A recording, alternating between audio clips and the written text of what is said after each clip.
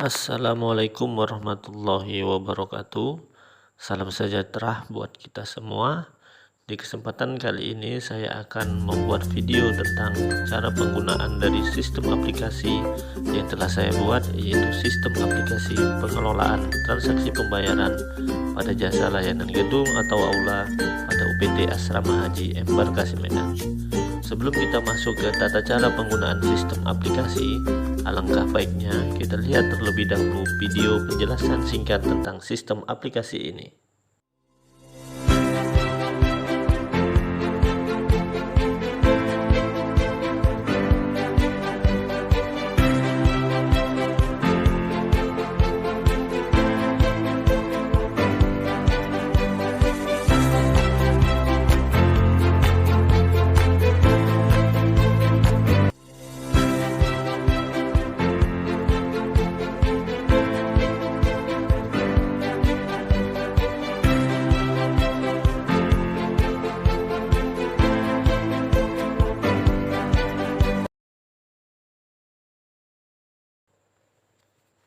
Oke, setelah kita melihat video singkat tentang penjelasan sistem aplikasi ini, selanjutnya saya akan memberikan tutorial penggunaan dari sistem aplikasi ini.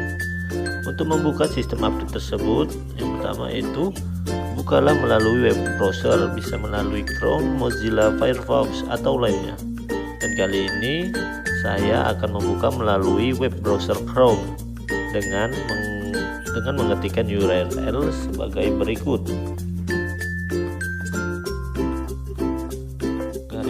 garis miring sites.google.com /view gedung asrama haji lalu kemudian tekan enter.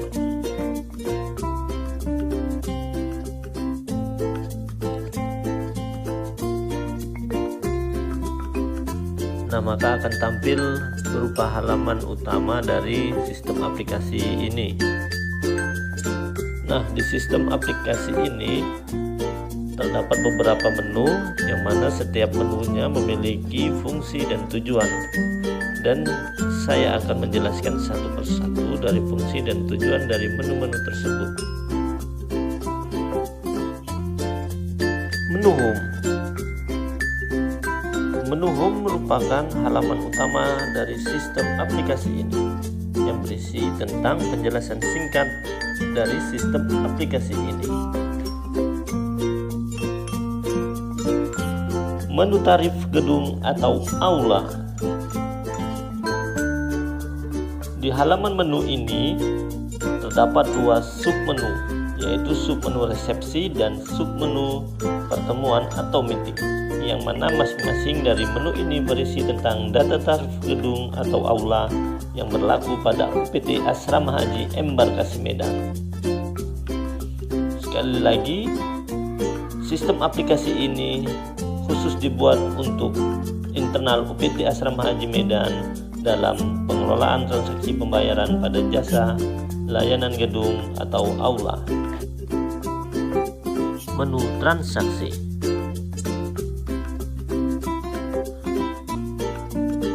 Di halaman menu transaksi ini terdapat 3 submenu, yaitu submenu pembayaran, pelunasan DP atau panjar, dan submenu edit atau ubah pemesanan, yang mana di menu transaksi inilah pengelolaan transaksi pembayaran atau pemesanan gedung atau aula dilakukan. Oke, kita akan mulai dari submenu yang pertama, yaitu submenu pembayaran.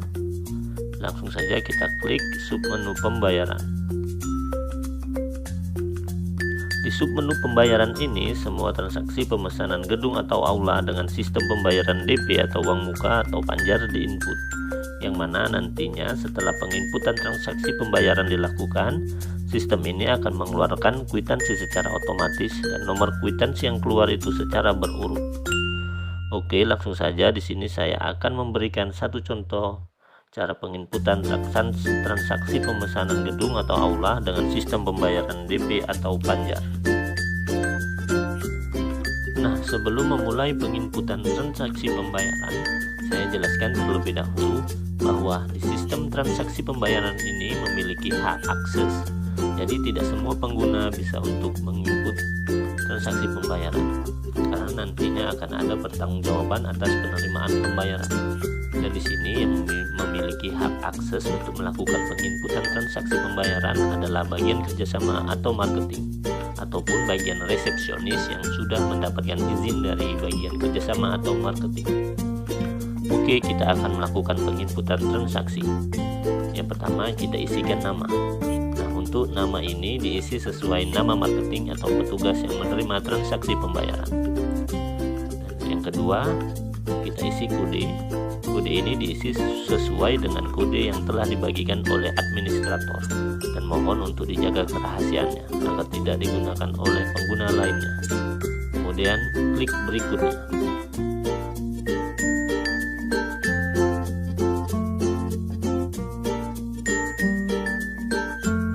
Nah, untuk selanjutnya kita akan ke halaman input data transaksi. Nah, di isian data transaksi ini kita wajib mengisi semua isian yang telah tersedia.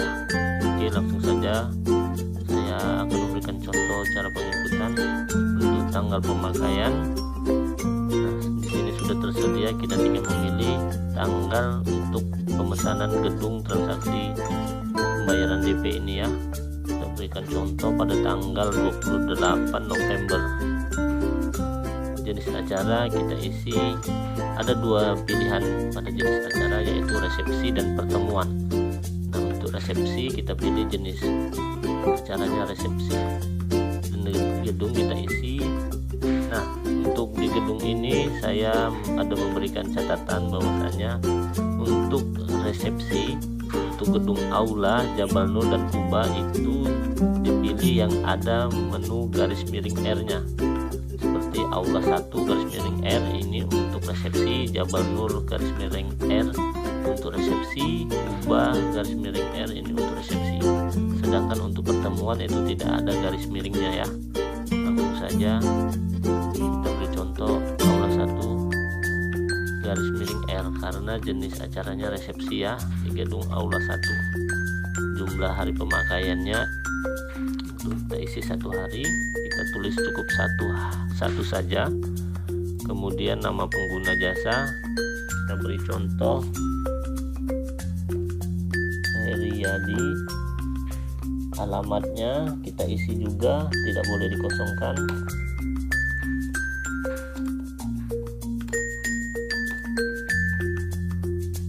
Nomor HP juga kita isi. Jumlah pembayaran ini merupakan jumlah pembayaran DP ya, jumlah pemberian DP nya. Nah, kita isi dengan format mata uang rupiah, contoh 2 juta. Kita isi dengan titik yang benar, 3 titik desimalnya ya. Nah, contoh dia pembayaran 2 juta.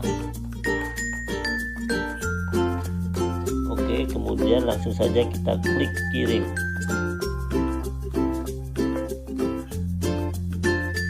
Nah, maka otomatis transaksi pembayaran sudah berhasil dan kita juga diarahkan untuk bisa mencetak kwitansi.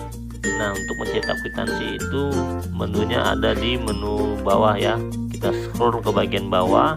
Di sini ada menu cetak kwitansi di sini. Langsung saja kita klik untuk mencetak kwitansi.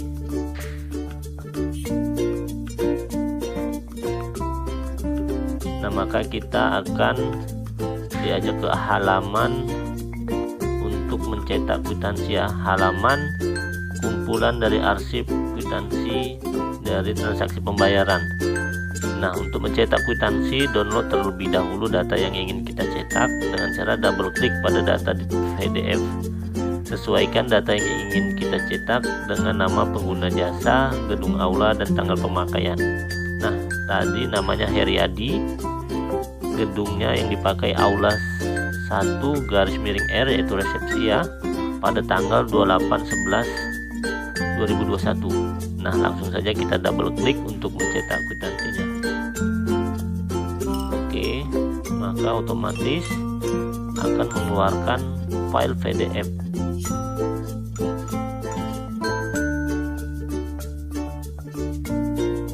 Kita tunggu sebentar.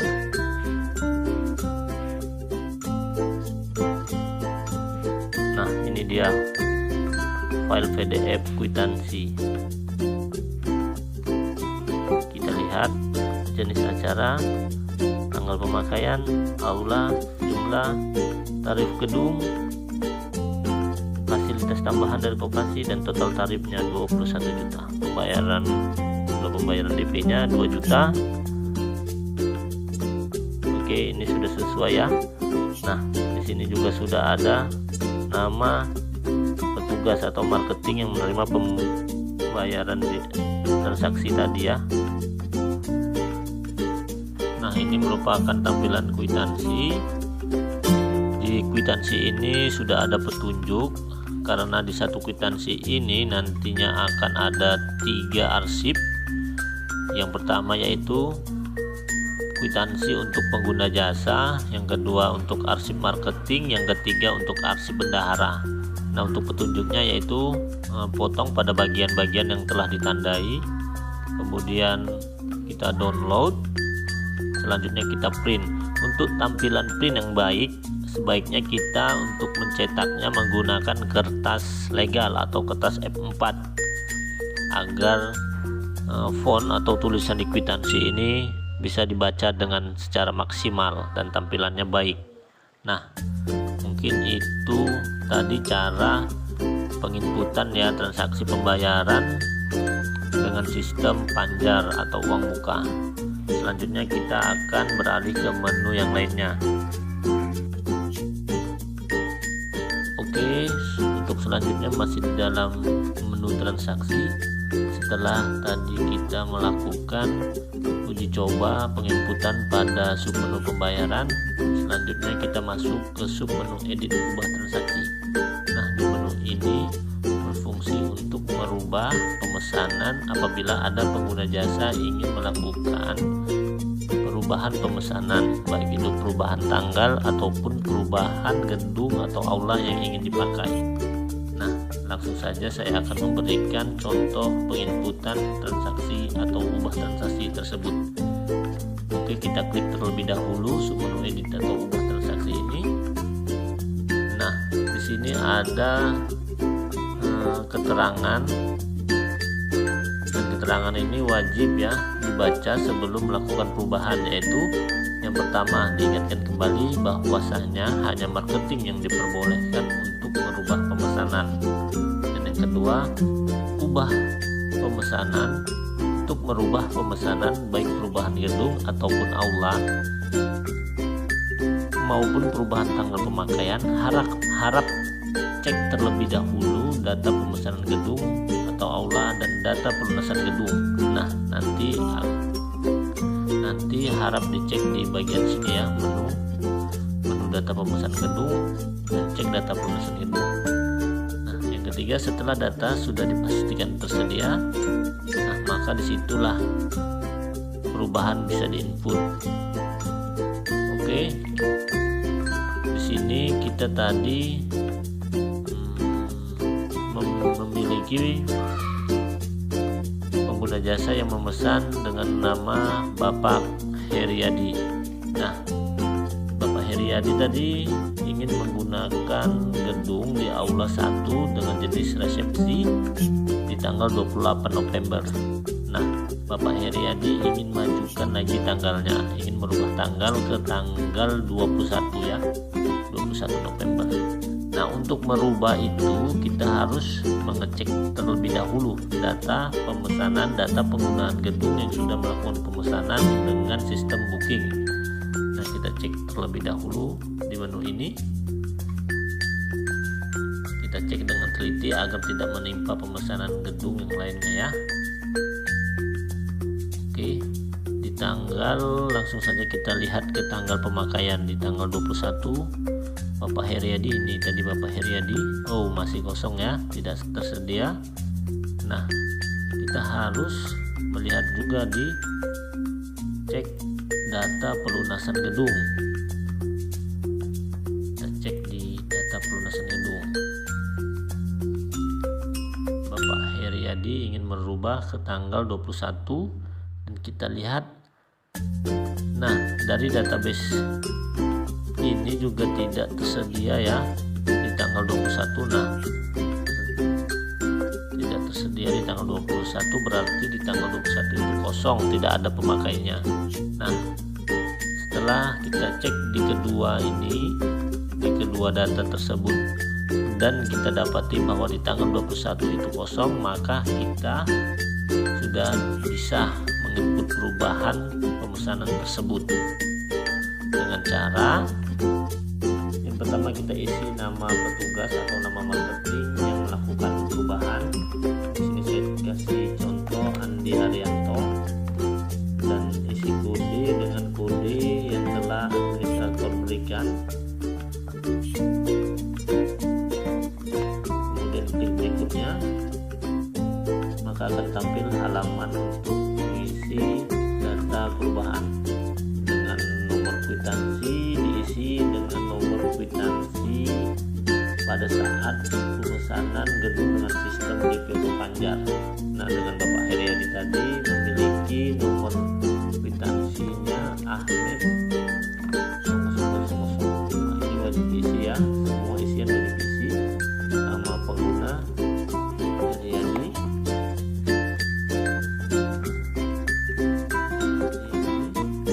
jenis perubahan, ada dua pilihan yaitu perubahan dan pembatalan. Pilih perubahan jika ingin melakukan perubahan, pilih pembatalan jika ingin melakukan pembatalan. Nah, di sini Bapak Heriadi ingin melakukan perubahan, maka kita pilih perubahan. Kemudian kita klik berikutnya. Nah, di sini akan tampil halaman untuk pengisian data perubahan lagi. Nah, pengisian perubahan ini terdapat 3 pilihan lagi, yaitu tanggal, gedung, dan jumlah hari. Pilih sesuai dengan perubahan. Bapak Heriadi tadi ingin melakukan perubahan tanggal, maka kita pilih tanggal. Nah, rencana awal kita isikan rencana awal Bapak Heriadi di 28 November.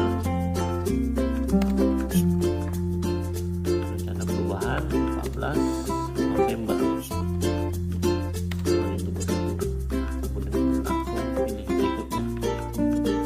Oke, di halaman terakhir ini kita harus mengisi tentang keterangan mengenai perubahan, keterangan dari pengguna jasa yang ingin melakukan perubahan. Di sini saya contohkan Bapak Heriadi ingin merubah karena ada urusan keluarga ya. Oke, kita klik kirim. Nah, untuk proses penginputan perubahan pemesanan sudah selesai. Nah, di sini kita juga bisa mencetak bukti untuk perubahan pemesanan kita di menu cetak bukti perubahan di sini yang ada di bawah ya. Kita scroll ke bagian bawah, langsung saja kita klik cetak perubahan ini.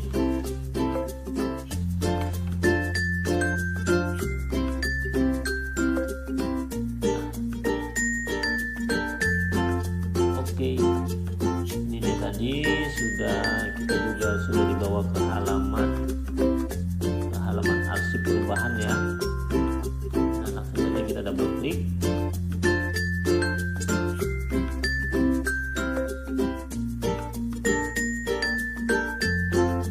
Tunggu sebentar. Nah, di sini juga sudah terrecord semua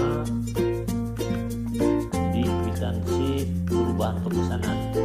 Nah, di sini di kwitansi ini kita tanda tangankan sesuai dengan petugas dan kita bagikan sesuai dengan petunjuk. Oke, untuk selanjutnya kita ke menu pelunasan DP atau Panjar. Nah, sebagai contoh kita ingin melakukan pelunasan DP atau Panjar atas nama Bapak Heriadi yang tadi sudah melakukan perubahan ya. Nah, kita langsung saja klik pelunasan DP atau Panjar. Nah, di sini kita juga diarahkan untuk mengisi nama serta kode yang telah diberi.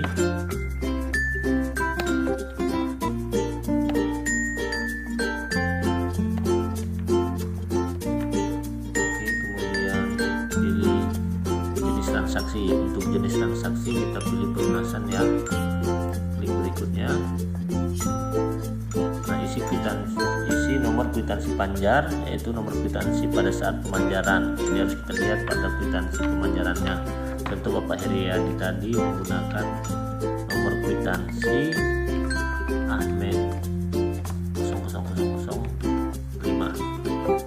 Oke, dengan jumlah DP yang dibayarkan Bapak Heriadi sebesar 2 juta, kita harus mengikuti petunjuk penulisan pada isian jumlah DP atau muka, yaitu dengan desimal titiknya ya.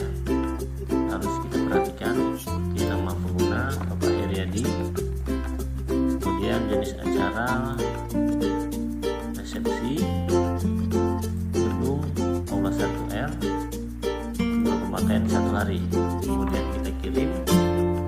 Nah, proses penginputan transaksi pelunasan sudah berhasil. Kemudian kita cetak kwitansi dengan menu cetak kwitansi pelunasan di sini di bagian bawah ya. Kita klik saja pelunasan untuk cetak kwitansi. Kemudian kita diarahkan ke halaman arsip kwitansi. Nah, kita cari nama Bapak Heriadi tadi ya. Nah, Bapak Heriadi, kita klik. Nah, maka akan tampil kwitansi dalam bentuk PDF ya. Oke, saya ingin menjelaskan secara singkat tentang kwitansi yang akan tercetak ini ya, yaitu di sini saya buat format kwitansinya yaitu terperinci dengan ada harga tarif gedung dari PT Asrama Haji dan ada kwitansi tarif tambahan dari Koperasi Asrama Haji. Nah, yang perlu kita perhatikan yaitu di bawahnya sini yaitu tentang total tarif gedung, yaitu dari tarif gedung PT Asrama Haji ditambah dengan tambahan tarif dari Koperasi Asrama Haji.